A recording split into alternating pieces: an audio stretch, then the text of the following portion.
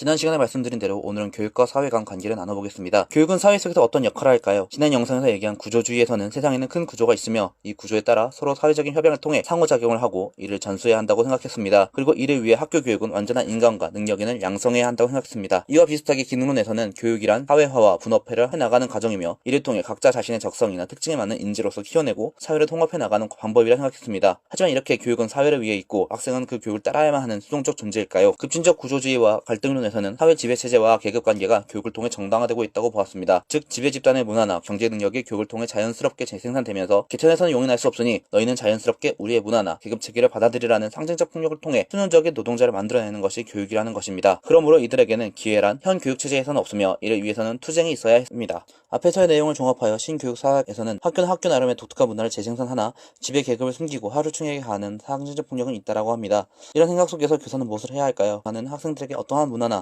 계급에 치우치지 않고 문화상대주의를 가지며 평등하게 교육하는 것이 옳을 것입니다. 그렇다면 평등이 반드시 좋은 걸까요? 평등에는 동등한 취약기회와 무상의무 교육제도와 같은 기회의 평등과 특수교육 특별전형 같은 결과의 평등이 있습니다. 이제는 같은 기회를 주면 누구나 앞서 나갈 수 있다는 생각하에 기회의 평등을 많이 보장해주거나 해야 했으나 이런 기회를 공평히 갖더라도 그 시기나 상황이 어려워 보장받지 못하는 사람들에 위한 결과의 평등 역시 많이 중요시되고 있습니다. 그러나 이런 평등성을 추구하는 것은 공정성과 역차별의 문제를 가지고 있습니다. 즉 인재를 개발하기 위해서는 더 뛰어난 학생에게 더 높은 수준의 교육을 하는 수월성을 추구하는 것이 옳을 것 같으나 평등성을 추구하다 보니 뛰어난 학생보단 그렇지 못한 학생이 선발되고 뛰어난 학생이 오히려 차별받는 경우가 생기게 된 것이죠. 모든 사람에게 교육의 기회를 보장해주고자 공교육은 생겨났고 그렇게 하고자 많은 제도들이 생겨나고 있습니다. 그리고 이런 생각들 속에서 우리나라는 현재 각자의 교육 수준과 학교를 매우 높습니다. 하지만 현 공교육에 대한 신뢰 정도는 과연 높은지 제 개인적으로는 말하기 어렵습니다. 과연 오늘 학교 교육은 각자에게 필요한 만인의 수월성을 위한 교육을 하고 있을까요? 과연 우리 교육은 어떤 방향으로 나가야 하는 것일까요? 앞에서 얘기한 각자의 특징과 사회적인 기능 등을 통합하여 교육을 평성하고 계획하는 것은 어떻게 이루어지고 있을까요? 다음에 뵙겠습니다.